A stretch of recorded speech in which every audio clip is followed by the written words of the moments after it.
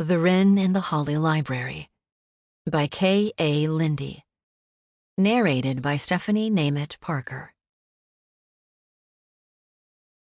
To the girls who fell for the library before the beast.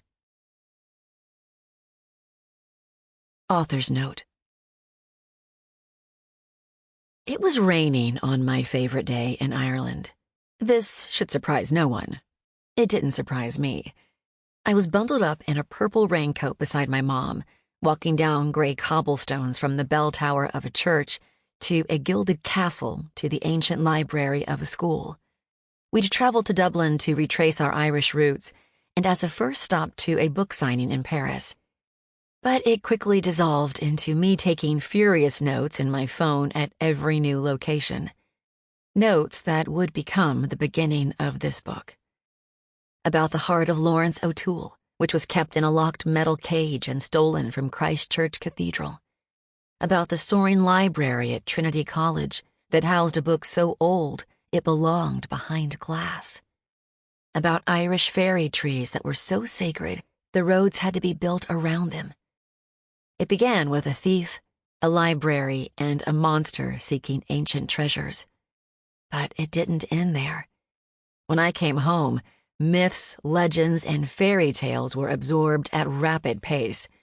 I delved into a realm of magic, where druids walked among us. The turning of the seasons was controlled by primordial beings, and mythical weapons were used in battle. As I wandered the streets of New York City, I knew that I wanted to take this magic and mold, layer, and infuse it into a new kind of story, where the library is always open, and darkness lurks behind every corner. So pull up a chair, sink into the cozy softness. Let the black cat next to you hiss gently. There are hundreds of books, thousands of books, more books than you could ever read. Green ivy growing in the dim light. Now let me spin a tale for you of monsters and magic and little thieves. The Wren in the Holly Library is a tale of monsters, mystery, and romance. However, the story includes elements that may not be suitable for all readers. Combat, violence, sex, drug and alcohol use, sex work, and gang violence are depicted. Abuse, genocide, and colonization are discussed. Readers who may be sensitive to these elements, please take note.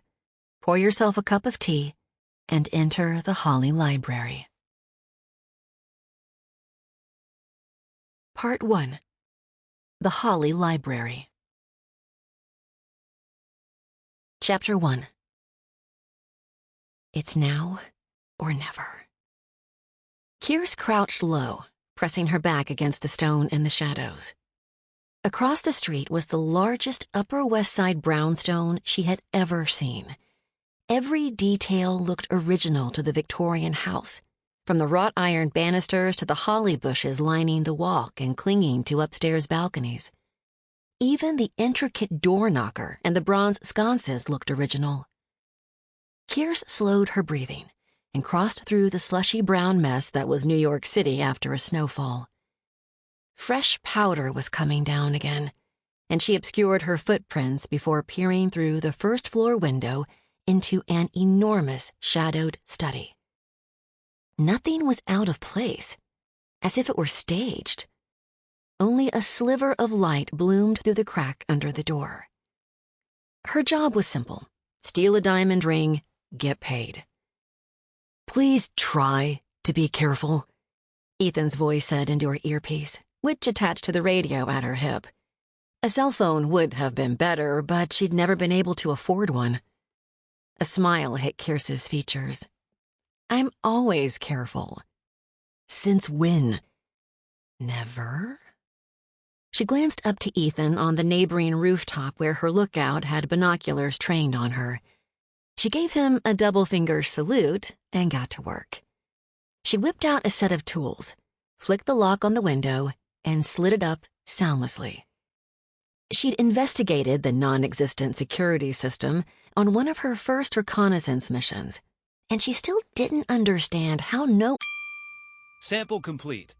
Ready to continue?